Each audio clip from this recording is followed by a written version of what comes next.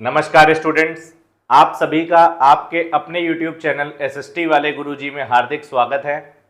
आज हम लोग एक बहुत ही इम्पॉर्टेंट टॉपिक पर चर्चा करने वाले हैं कि क्लास 10th से जो सीबीएसई में मैथ्स दो पार्ट्स में डिवाइड हो जाती है, एक हमारी बेसिक मैथ्स और दूसरी हमारी स्टैंडर्ड मैथ्स।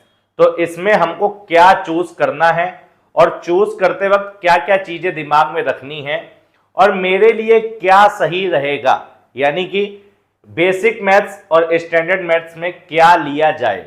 जब बच्चे 9th से क्लास 10th में जाते हैं तो सबसे बड़ा जो सवाल उनके सामने होता है वो यही होता है कि यार अभी तक तो मैथ्स जो है नॉर्मल थी, 9th क्लास तक तो मैथ्स में कोई दिक्कत थी नहीं, अब जो है ये 10th क्लास से मैथ्स जो है दो भाग में बट गई, एक बेसिक मैथ्स एक स्टैंडर्ड मैथ्स।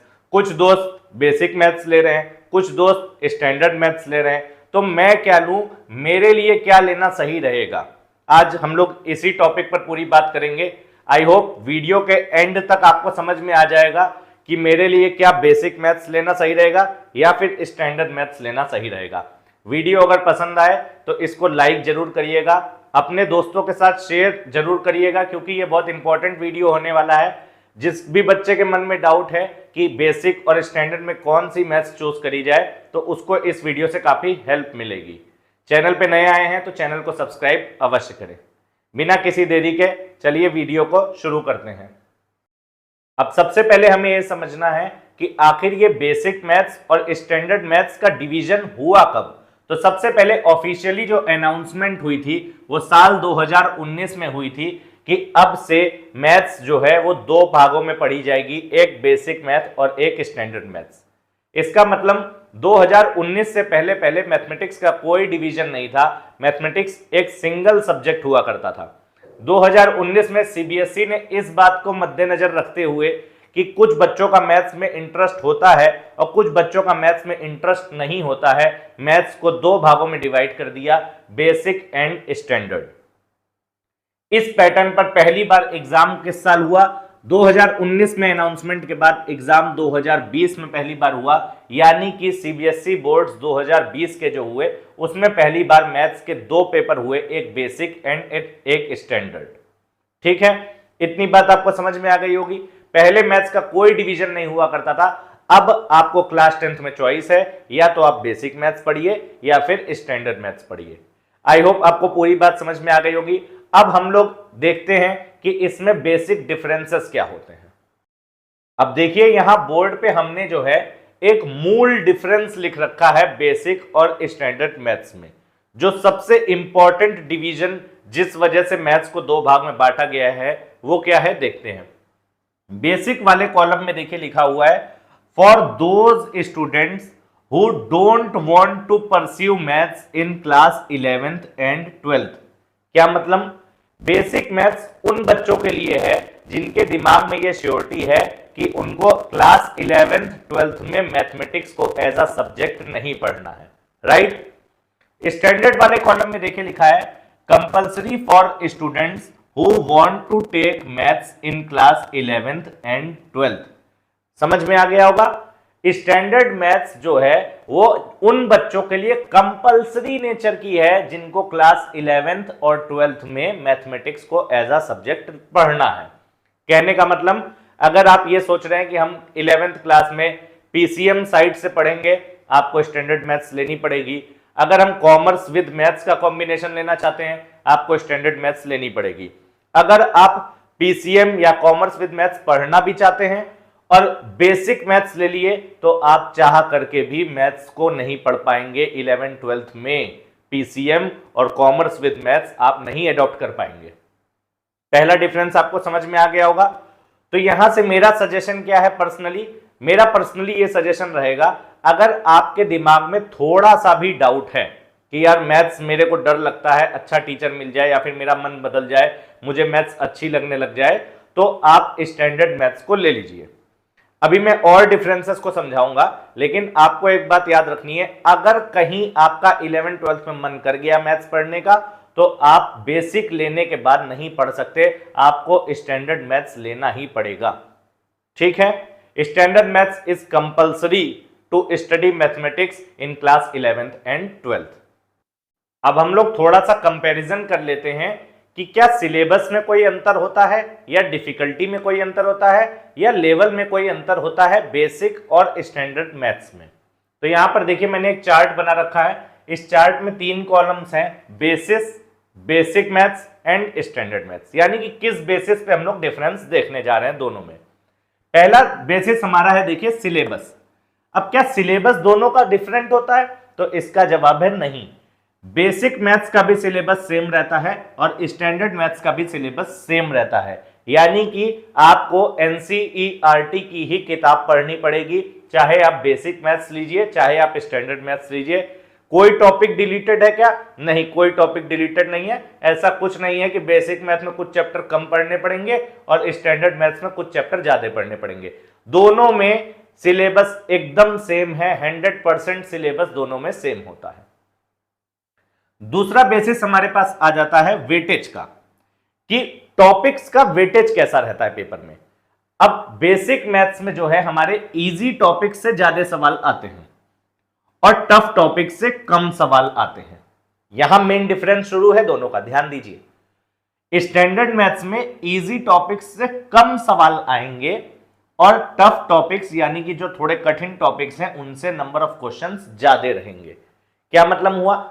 सिलेबस आपको एनसीईआरटी ही पढ़नी है, जितने चैप्टर बेसिक में उतने ही चैप्टर स्टैंडर्ड में भी, लेकिन बेसिक में थोड़ा सा इजी लेवल के क्वेश्चंस पूछे जाएंगे और स्टैंडर्ड में थोड़े से टफ या फिर हाई लेवल के क्वेश्चंस पूछे जाएंगे। यहां एक बात मैं और स्पष्ट करता चलूं कि इजी और टफ जैसी कोई चीज नहीं होती है, बात होती है कि आप कितनी मेहनत कर सकते हैं। अगर आप मेहनत कर लेंगे तो वही टॉपिक आपके लिए इजी है, और अगर आप मेहनत नहीं कर पा रहे हैं तो इजी टॉपिक भी आपके लिए टफ हो जाते हैं। ठीक है, तो ये वाला पॉइंट हमको क्या बता रहा है कि जो क्वेश्चन पेपर बनेगा वो बेसिक वाले में इजी टॉपिक्स का वेटेज ज्यादा रहेगा और हार्ड क्वेश्चन या टफ क्वेश्चंस कम रहेंगे। सिमिलरली स्टैंडर्ड वाले में हमारे पास इजी टॉपिक्स का वेटेज कम रहेगा, हार्ड चैप्टर्स या हार्ड क्वेश्चंस हमारे पास, टफ टॉपिक्स थोड़े ज्यादा पूछे जाएंगे। तीसरा डिफरेंशिएशन का बेसिस हमारे पास है लेवल। बेसिक मैथ्स का लेवल इजी होता है और स्टैंडर्ड मैथ्स का लेवल हमारे पास मॉडरेट टू हार्ड होता है। क्या मतलब हुआ? आपने अभी देख लिया सिलेबस दोनों का सेम है। बेसिक मैथ्स में सरल चीजें थोड़ी ज्यादा पूछी जाएंगी और स्टैंडर्ड मैथ्स में कठिन चीजें थोड़ी ज्यादा पूछी जाएंगी, इसलिए बेसिक मैथ्स का लेवल जो है वो इजी हो गया और स्टैंडर्ड मैथ्स का लेवल जो है वो थोड़ा सा कंपैरेटिवली हाई हो गया, टफ हो गया।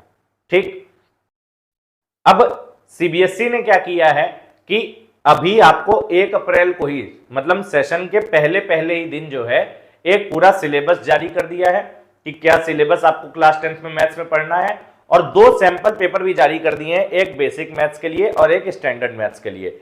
नीचे डिस्क्रिप्शन में आपको मैं दोनों पेपर अटैच करवा दूंगा और जो है यहां पर मैं सिलेबस भी अटैच करा दूंगा। मेरा आपसे एक रिक्वेस्ट है कि जो भी लोग वीडियो देख रहे हैं वो एक बार दोनों पेपर को देखिए जरूर।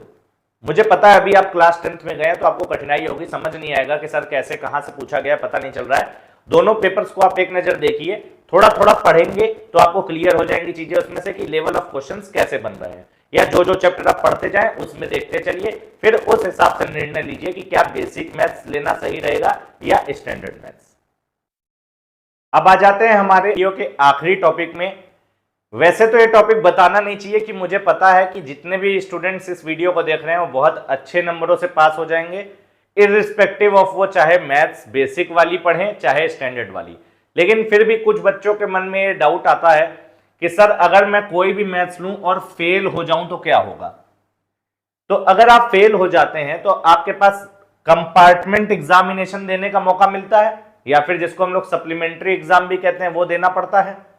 अगर किसी बच्चे ने बेसिक मैथ्स ले रखी है और वो मैथ्स में फेल हो जाता है तो उसको कंपार्टमेंट एग्जाम में बेसिक वाली मैथ्स का ही पेपर देना पड़ेगा।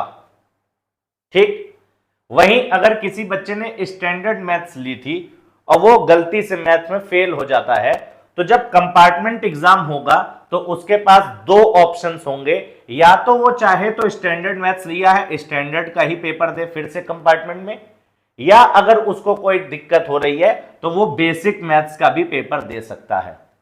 आई होप आपको बात समझ में आ गई होगी। अगर आपने बेसिक मैथ्स ली तो आप कंपार्टमेंट में बेसिक मैथ्स का ही पेपर दे पाएंगे। वहीं अगर आपने स्टैंडर्ड मैथ्स ली तो आप चाहे तो बेसिक का पेपर दे दीजिए और चाहे तो स्टैंडर्ड का कंपार्टमेंट का एग्जामिनेशन दे दीजिए। अब पूरी बात को कंक्लूड करने का प्रयास करते हैं। देखिए, ये हर स्टूडेंट का अपना निर्णय है कि उसको बेसिक मैथ्स पढ़नी है कि स्टैंडर्ड मैथ्स पढ़नी है। लेकिन अगर आप मुझसे पूछेंगे एज अ टीचर तो मैं आपको यही सजेशन दूंगा कि आप स्वयं से पूछिए कि क्या मैं 11th और 12th में मैथ्स पढ़ना चाहता हूं या चाहती हूं। अगर आपको जवाब हां मिले तो आप स्टैंडर्ड मैथ्स को लीजिए, क्योंकि मैंने पूरे वीडियो में समझा दिया है, दोनों में चेंजेस कोई नहीं है, सिलेबस वही है, बस लेवल का अंतर है। और बेसिक मैथ्स के थ्रू आप 11th-12th में मैथ्स कंटिन्यू नहीं कर पाएंगे। अगर किसी स्टूडेंट के दिमाग में एकदम क्लैरिटी है कि नहीं सर, हम तो 11th-12th में कुछ भी हो जाए मैथ्स को पढ़ना ही नहीं है, या हम ह्यूमैनिटीज या आर्ट्स साइड को लेने वाले हैं, तो आप आराम से बेसिक मैथ्स को ले लीजिए, आपको स्टैंडर्ड मैथ्स लेने की कोई जरूरत नहीं है। बाकी मैं अंत में ये बात फिर से दोहराऊंगा कि ये हर स्टूडेंट का अपना निर्णय है कि उसको बेसिक मैथ पढ़नी है कि स्टैंडर्ड मैथ्स पढ़नी है। इस वीडियो को देखने के लिए बहुत बहुत धन्यवाद। इस वीडियो को लाइक करिएगा, अपने दोस्तों के साथ इसको शेयर करिएगा, ताकि उनको भी दोनों बेसिक और स्टैंडर्ड मैथ में अंतर समझ में आ पाए, और साथ ही साथ ये उनके दिमाग में क्लैरिटी हो कि हमको कौन सा चूज करना चाहिए। हमारे चैनल को सब्सक्राइब करिए। नीचे डिस्क्रिप्शन में टेलीग्राम चैनल का लिंक है, वहां से आप ज्वाइन करके हम लोग के साथ टेलीग्राम पे कनेक्ट हो सकते हैं। और भी कोई सवाल है तो आप नीचे कमेंट सेक्शन में लिख सकते हैं, हम लोग उसका रिप्लाई देने का भरपूर प्रयास करेंगे। इस वीडियो को देखने के लिए बहुत बहुत धन्यवाद। Thank you very much.